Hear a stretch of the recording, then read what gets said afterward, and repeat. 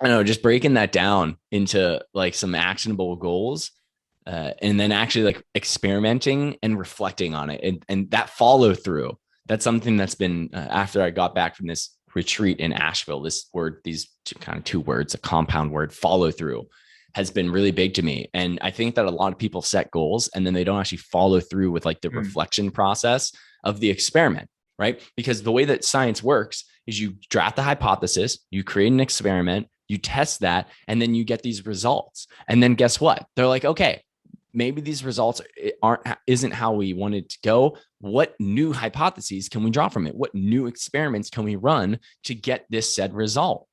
Right. And that's what life is, whether it's relating to cooking, gardening, weight loss, improving your muscle mass, working out, career goals, relationship goals.